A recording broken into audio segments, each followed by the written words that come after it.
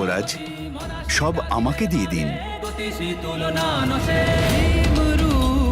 মহারুদ্র বজ্র হনুমান মারুতি বনারী। এই বালক কি মহান দেখুন! এই বালকের স্পর্শে ভস্ম বিভূতি হয়ে গেল। মহাবলী প্রাণদাতা সকলং উঠবি বলে। দেখছেন আপনি আপনার পুত্রের নতুন লীলা। দীননাথ হরিরূপ সুন্দরা জগদন্তরা মাতান দেবতা হন্তা ভবসি দুর্লেপনা লোকনাথ জগন্নাথ প্রাণনাথ পুরাতন পুণ্যবন্ত পুণ্যশীল পাবনা পরিতোষকা যাকে উচলি বাহ আবেশে। হে গৌরী শঙ্কর, 10 দিনে আমার পুত্রকে 5 বছরের বালকের মতো দেখাচ্ছে। যদি ও এত দ্রুত বড় হয় তাহলে আমিও দ্রুত ওর বাল্যলীলার আনন্দ থেকে বঞ্চিত হয়ে যাব। কৃপা করুন প্রভু, ওকে ওর আয়ু অনুসারে বাড়তে দিন, যাতে আমি ওর বাল্যলীলার আনন্দ উপভোগ করতে পারি। পুত্রের প্রতি আমি তোমার ভাবনা বুঝতে পারছি কন্যা অঞ্জনা।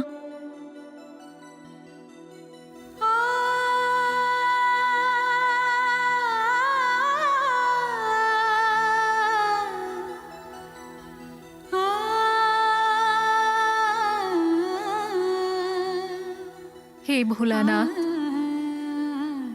অঞ্জনা মিনতি করছে। ওকে আমাদের ওর আশা ভেঙে দেওয়া উচিত নয়।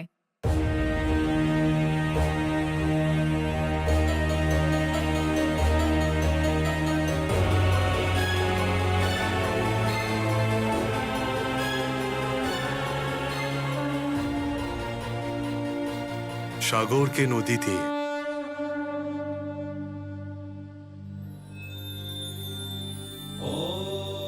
আর আকাশকে সীমাবদ্ধ অবস্থায় আজ পর্যন্ত কেউ কি কখনো রাখতে পেরেছে প্রিয়া?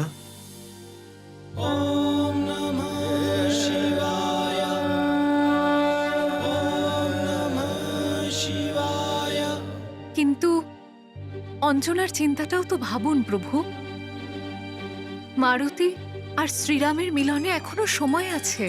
আর যদি এমন গতিতে মারুতির আকৃতি বৃদ্ধি হতে থাকে, তাহলে শ্রীরামের সাথে মিলন পর্যন্ত ওনার জীবনের উদ্দেশ্যের কি হবে?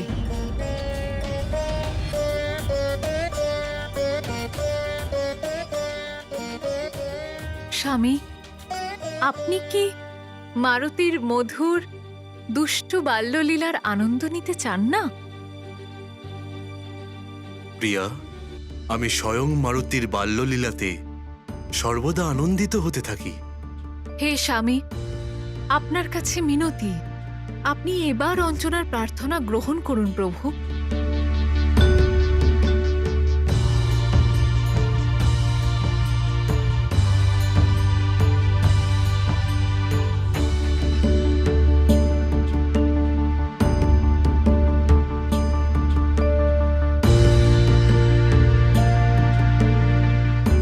আপনি ধন্য প্রভু।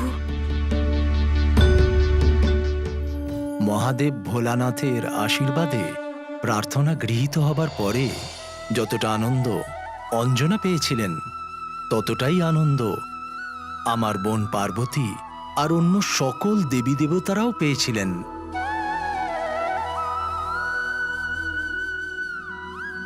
কিন্তু শুম্ভসাধন বনে বৃক্ষাসুর মারুতির বনের নিকটে আসার অপেক্ষায় ছিল।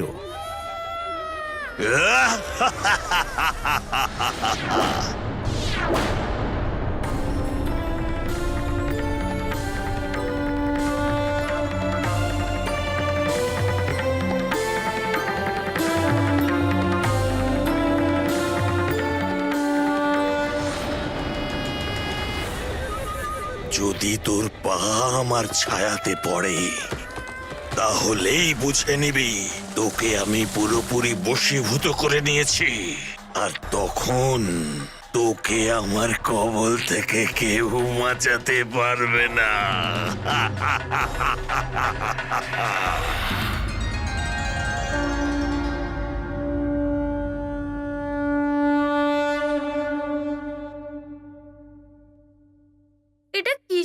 মন্দির? দেবী ললিতা আম্বার। এই দেবী ললিতা আম্বা কে? উনি আমাদের কুলদেবী। মন শরীর সব উৎসর্গ করে কুলদেবী ললিতা আম্বার দর্শন করো। আমাদের কুলদেবীর আশীর্বাদ আমাদের কুলের উজ্জ্বল ভবিষ্যতের জন্য অত্যন্ত প্রয়োজন। উনি হলেন সবার পূজনীয় মা। তোমারও? হ্যাঁ, আমারও, সবার মা। তোমার আর দিদারও? হ্যাঁ হ্যাঁ, দিদারও। এখন উপরে গিয়ে দেবী ললিতা আম্বার ধ্যান করবে।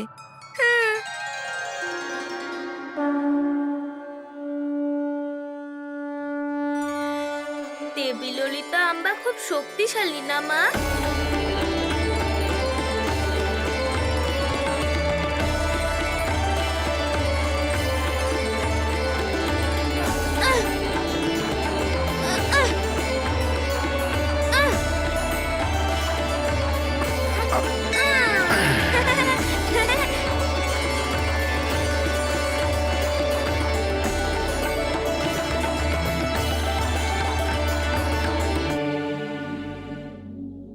মন্ত্রীমশাই, আপনি সব দিকটা খেয়াল রাখবেন আর খুব সতর্ক থাকবেন।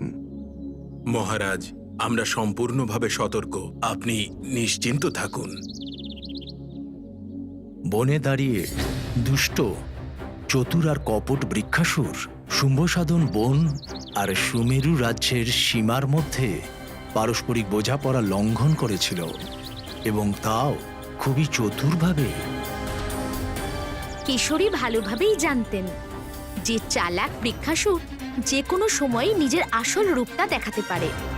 অর্থাৎ উনি সবাইকে সতর্ক থাকার হুঁশিয়ারি দিয়ে রেখেছিলেন। হাত থেকে বেরিয়ে গিয়েও আবার পুনরায় জঙ্গলে ফিরে আসছে। ঘাপটি মেরে ধরবো, পিছিয়ে ফিরে যেতে দেব না। আমি আর আমার সমস্ত সৈনিক চারিদিকে নজর রাখছি। আপনি নিশ্চিন্ত হয়ে কুলদেবীর দর্শন করুন মহারাজ। কিন্তু এই জায়গার শান্তি দেখে এখনো পর্যন্ত তো বৃক্ষাসুরের উপস্থিতির কোনো আভাস তো পাচ্ছি না। হ্যাঁ মহারাজ।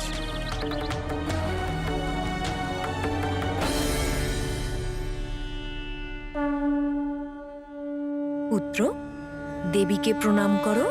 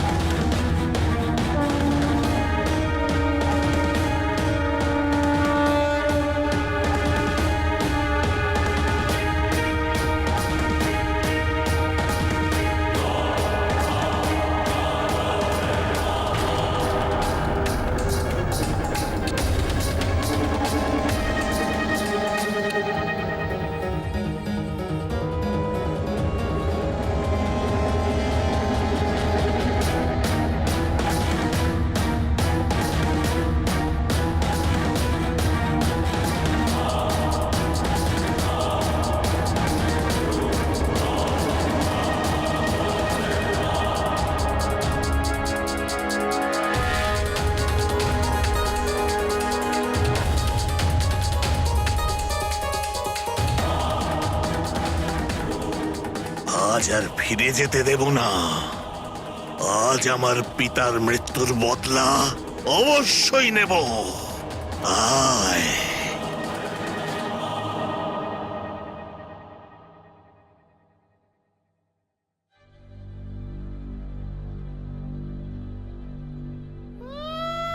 বদলাও নেব, আর কেশরী পুত্রের নরম নরম মাংস খাওয়ার সুখও নেব।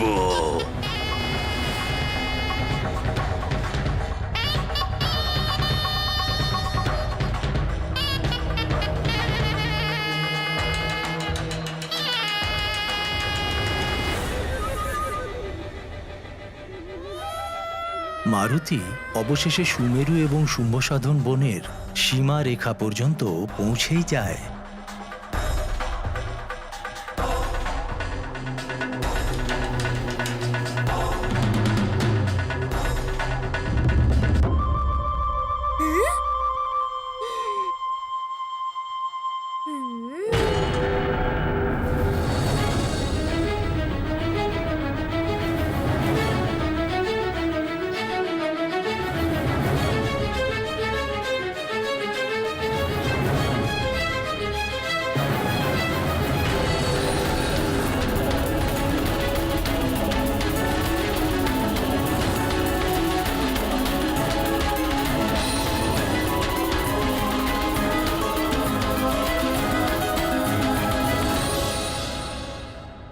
এটা কেমন প্রভু?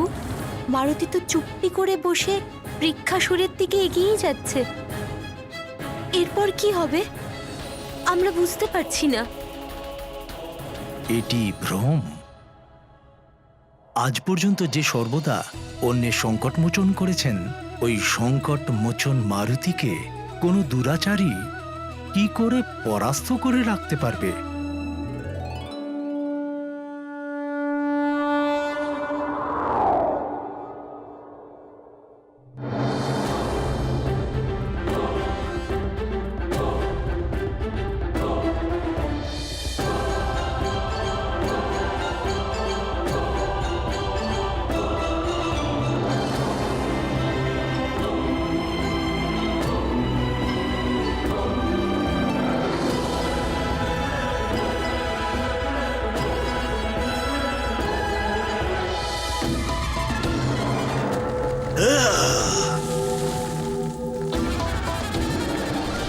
ভগবান শ্রীবিষ্ণুর ষষ্ঠ অবতার ভগবান পরশুরামের গল্প শোনাবো। পরশুরামের গল্প শোনাবো। ভগবান পরশুরামের গল্প শোনাবো। পরশুরাম পরশুরাম পরশুরাম।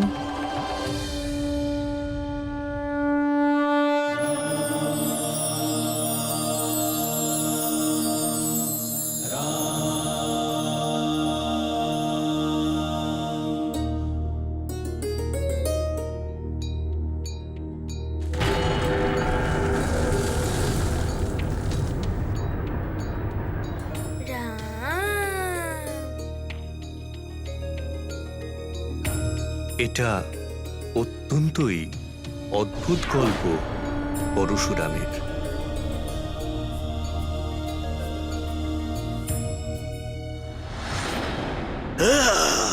এটা কি করে সম্ভব হলো? এইভাবে আমার হাত থেকে বেরিয়ে গেল।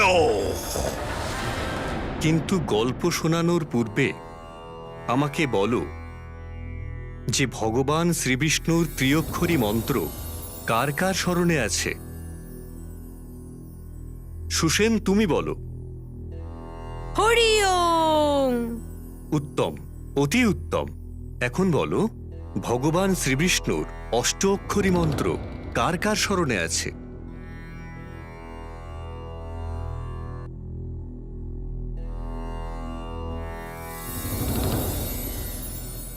নল, তুমি বলো। ওং নমো নারায়ণা। উত্তম, অতি উত্তম।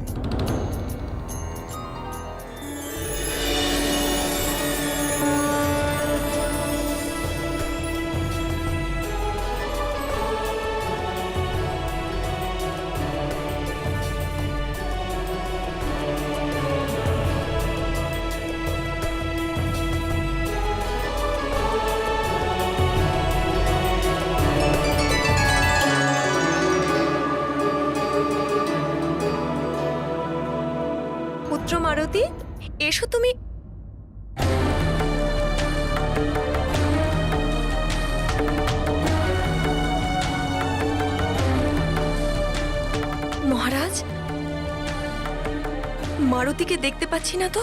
আরে এখানেই তো ছিল।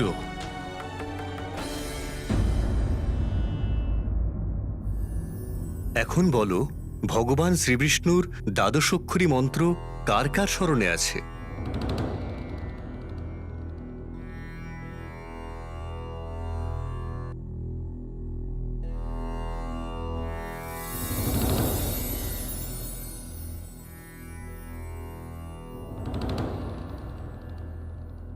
নীল, তুমি বলো।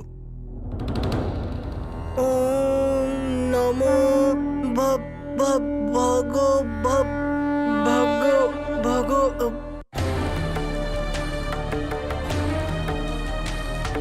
মারুতি, মারুতি, মারুতি, মারুতি, মারুতি। ওম নমো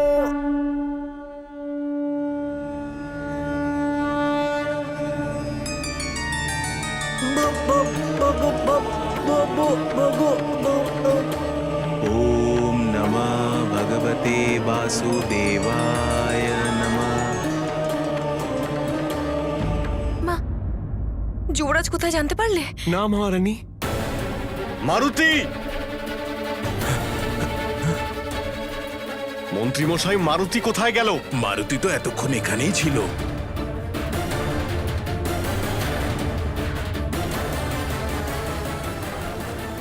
ওং নমো বাসুদেবায় নমঃ।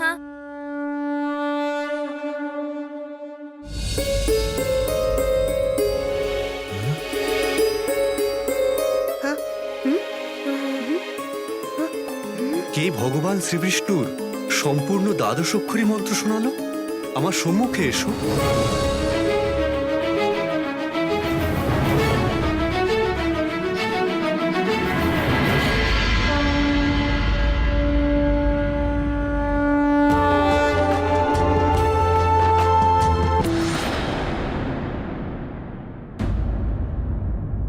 হৃদয়নাথ, দ্বাদশাক্ষরী মন্ত্র তো মারুতি দেবী সরস্বতীর মুখ থেকে গর্ভ অবস্থাতেই শুনে নিয়েছিলেন। আর ওই মন্ত্র তো মারুতির সম্পূর্ণ রূপে স্মরণে ছিল। শুধু মারুতিই নয়, গর্ভাবস্থায় থাকাকালীন সাধারণ থেকে অতি সাধারণ শিশুও নিজের মাতার করা সব কাজ খুব ভালো করে বোঝে আর সেটা শুনেও নেয়, আর পরে নিজের কর্মে ধারণ করে। এটা সত্যি। শিশুর উজ্জ্বল ভবিষ্যতের কথা খেয়াল রেখে মাতাকেও নিজের ব্যবহার সর্বদা ভালো রাখতে হয়। মাতা যদি চায় তাহলে গর্ভ অবস্থাতেই নিজের শিশুর ভবিষ্যৎ তৈরি করতে পারে। মারুতির মতন বুদ্ধিমান আর পরাক্রমী সন্তান পেয়ে অঞ্জনা আর কেশরী অবশ্যই সৌভাগ্যশালী হওয়ার গৌরব প্রাপ্ত করেছে। নিঃসন্দেহে মারুতির মতো পুত্রকে পাওয়া যে কোনো মাতা পিতার কাছে অতি অবশ্যই সৌভাগ্যের কথা।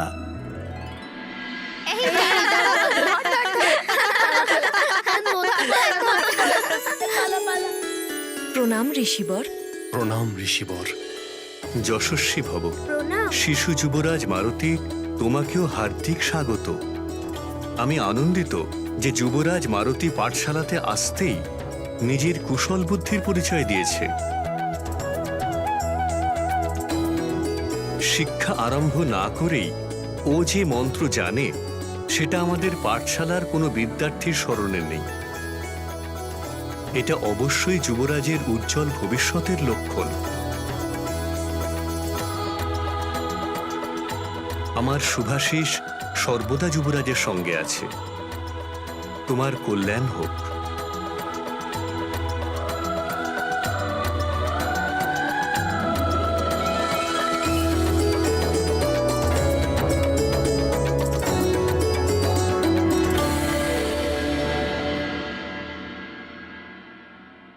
মা, এই পাঠশালা কি হয়? পাঠশালা হলো বিদ্যার মন্দির, যেখানে শিক্ষা আর জ্ঞানের কথা বলা হয়।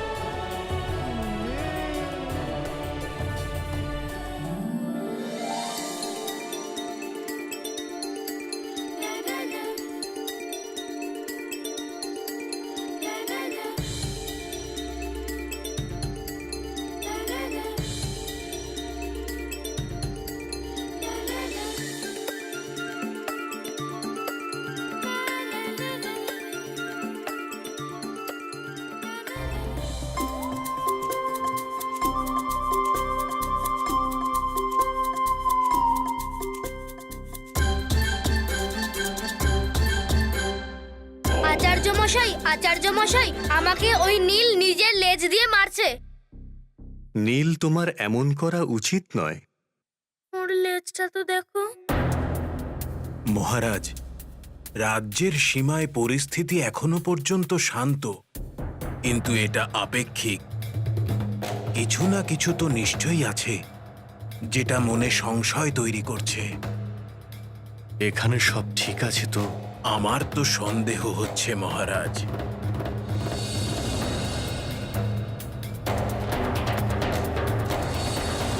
আপনাকে একটা অনুরোধ করতে চাই।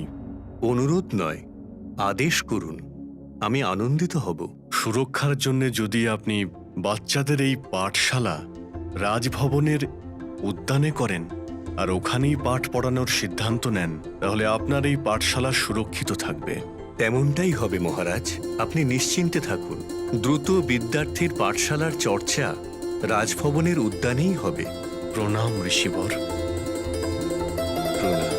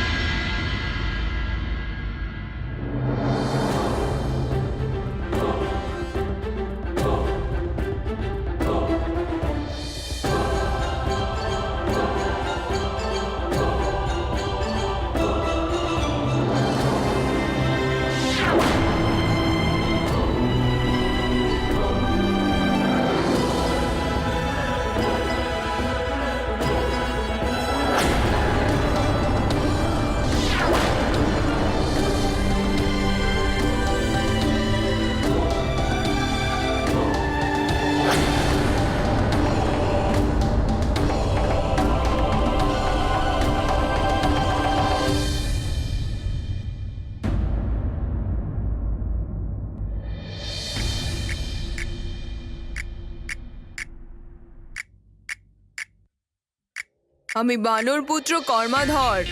আমার কাছেও লেজ আছে, আর নিঃসন্দেহে তোমার লেজের থেকেও সেটা লম্বা। বাবা ভাই, কি দারুণ ব্যাপার! তোমার লেজ তো তোমার কথাই শোনে। সেই বানরই কি যার লেজ তার বশেই না থাকে?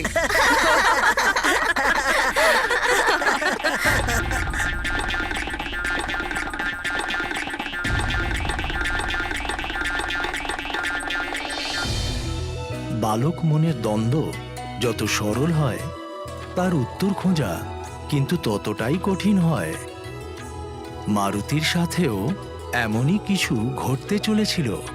ওনার মন তখন ব্যাকুল ছিল।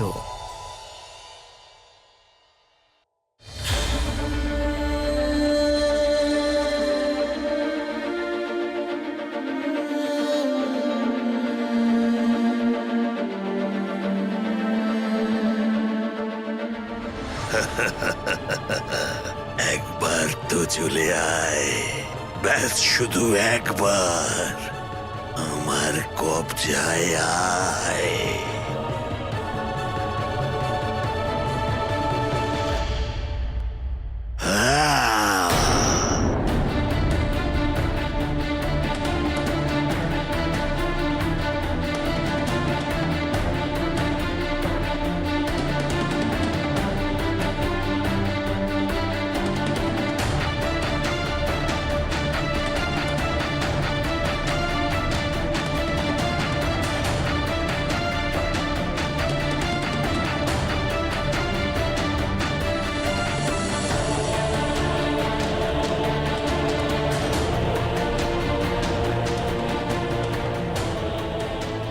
আমাদের সন্তানই আমাদের ভবিষ্যৎ।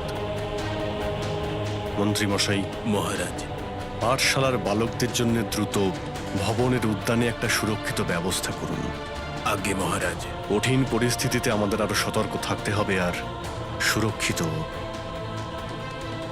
আমি শীঘ্রই নিজের তত্ত্বাবধানে সব ব্যবস্থা করছি, আপনি কোনো চিন্তা করবেন না মহারাজ।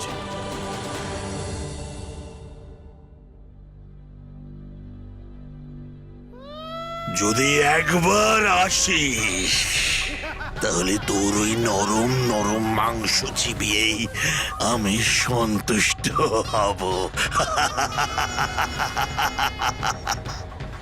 প্রাণবল্লভ, কে সেই সাধারণ বানর বালক যাকে কেশরী বৃক্ষাসুরের হাত থেকে দূরে রাখার চেষ্টা করছেন? হ্যাঁ প্রিয়া, ওই সকল বালক বানর সাধারণ ছিল না। ওরা তো ভিন্ন ভিন্ন দেবতার অংশ ছিল,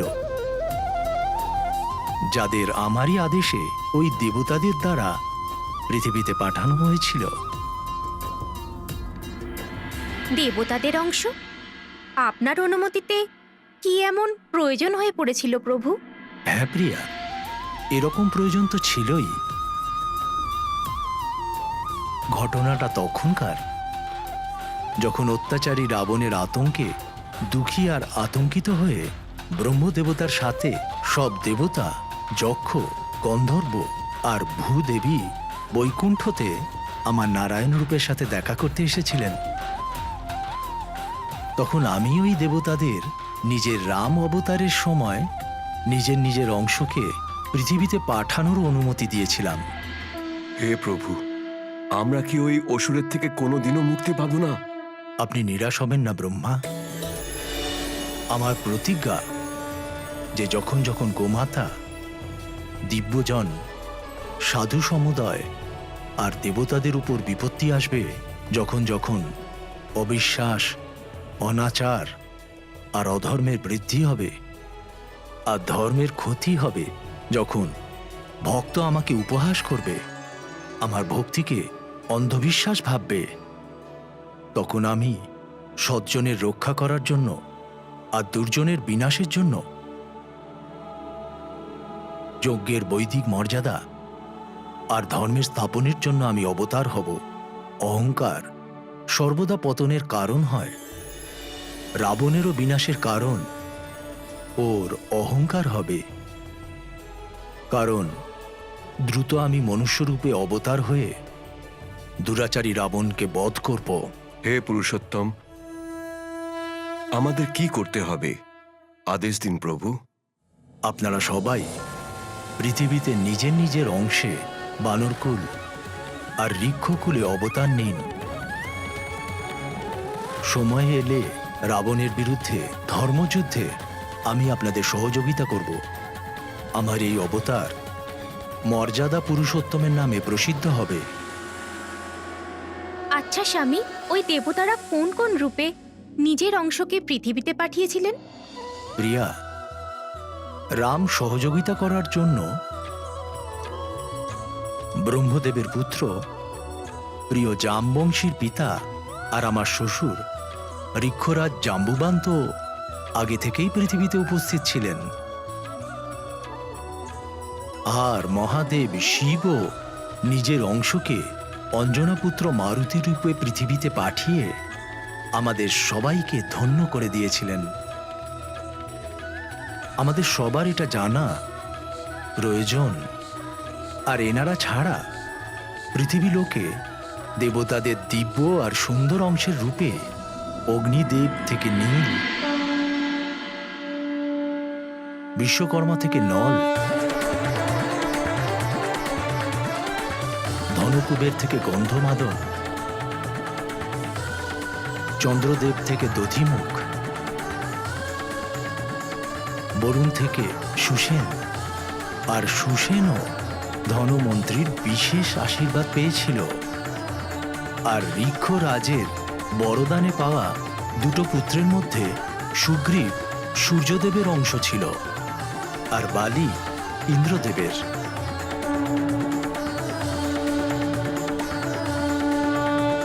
আমার মহাদেব ভোলানাথের অংশ মারুতি এইসব দেবাংশ বানরদের মধ্যে সবথেকে অধিক জ্ঞানী, মহাবলী, শ্রেষ্ঠ আর আমার প্রিয় ভক্ত ছিল। আর এটাই সবথেকে শ্রেষ্ঠ, সবথেকে মনোমুগ্ধকর। আর আমার সবথেকে প্রিয় রাম ভক্ত মারুতি পৃথিবীতে মায়াবী চক্রে জড়িয়ে সব প্রাণীদের প্রতি মুহূর্তে নিজের বাল্যলীলাতে মোহিত আর আনন্দিত করে তুলেছিল।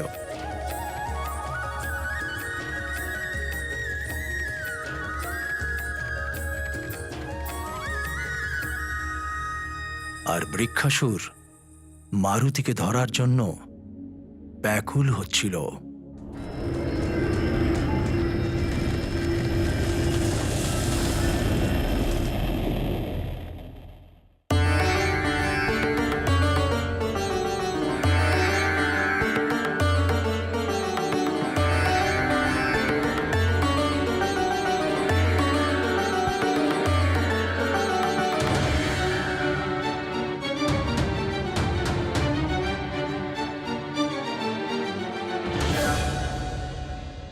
কিন্তু মারুতি তো এখনো নিজের লেজ নিয়ে চিন্তিত ছিল।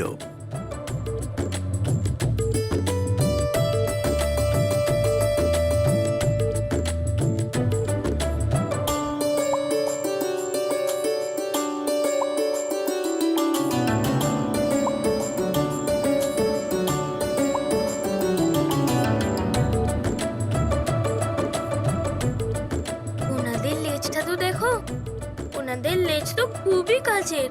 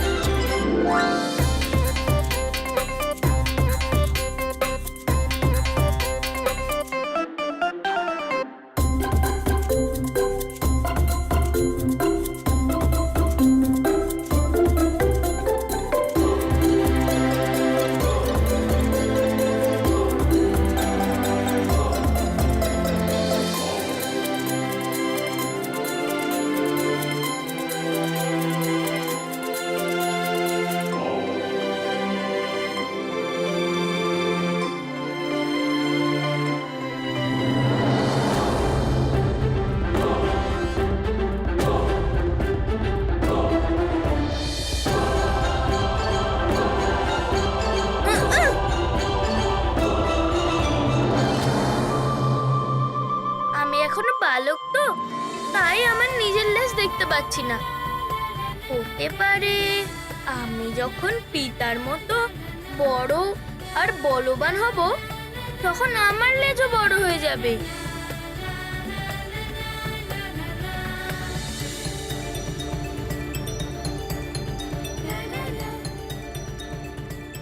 কিন্তু আশ্রমে তো বানররাও বালক ছিল, আর ওদের লেজও ছিল।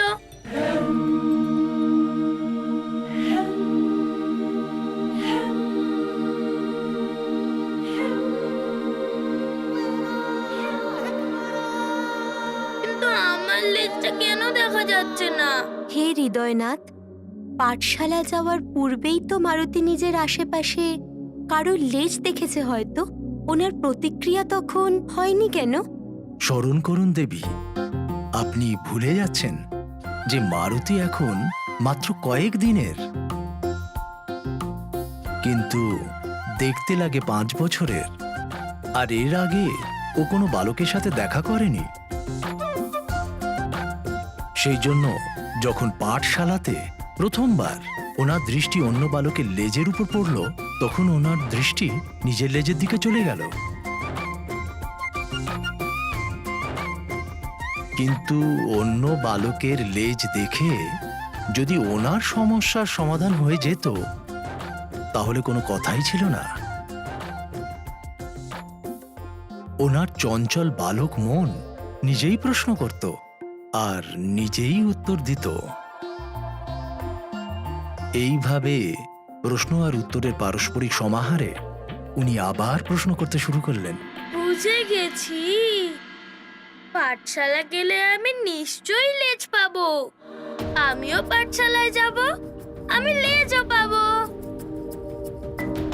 কিন্তু আমি তো পাঠশালায় যাই না, এই জন্য আমার লেজ দেখা যায় না।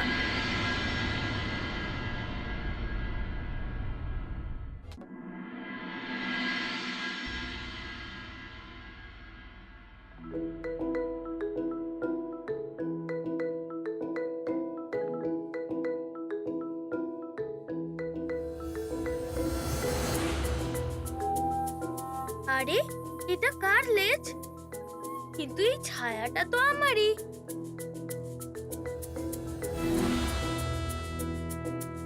এই লেজটা আমার ছায়ার সাথে সাথে কেন চলছে?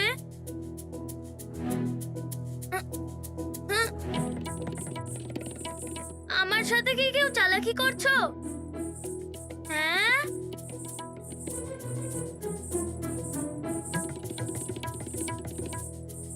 এখানে তো দেখা যাচ্ছে, কিন্তু ঘুরলে পরে তো দেখছি দেখা যাচ্ছে না।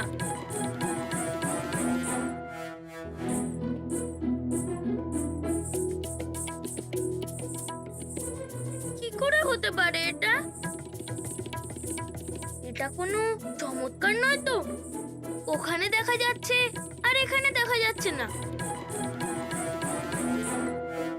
সোজা থাকলে তবেই দেখতে পাচ্ছি, ঘুরে তো আর সেটা দেখতে পাচ্ছি না। বুঝতে পেরেছি, লেজ এখন ছোট তো সেই জন্য আমার কথা বুঝতে পারছে না।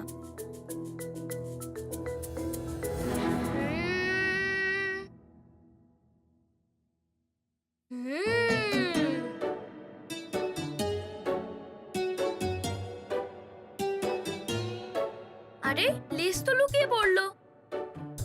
কখনো আসে কখনো লুকিয়ে পড়ে। আমার সাথে নিশ্চয়ই কেউ মজা করছে। বলো, কে আমার সাথে মজা করছো? কে আমার লেজ লুকিয়ে রেখেছো? বালক ভেবে নিশ্চয়ই কেউ আমার সাথে মজা করছে।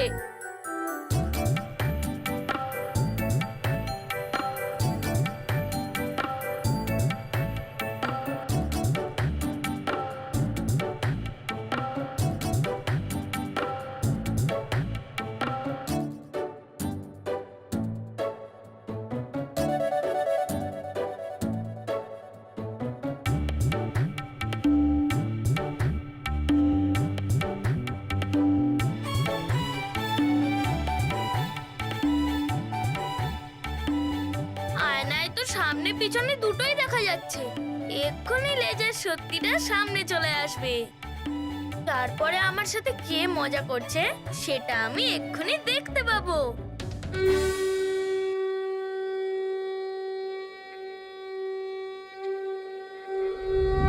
কোটি চাকটি উদ্যানে ঝেপাবে উত্তরে করে মন্দাত্রি সারি খাদ্রনু ক্রোধে উৎপাতিলা বলে আনিলা মাগুতি নেলা আলা গেলা মনগতি মনাশি ডাকিলে মাগে গতিশী তুলনা নশে রূপী মহারুদ্র বজ্র হনুমান মারুতি বনারি অঞ্জনী সুত রামদূত প্রভঞ্জন। আরে আমার লেজ তো আমার সাথেই জুড়ে আছে।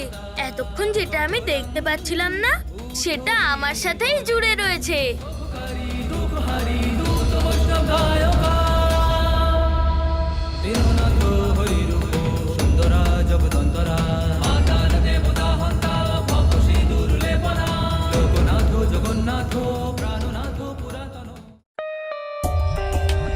For more updates, subscribe to our channel, click the show links and enjoy watching the videos.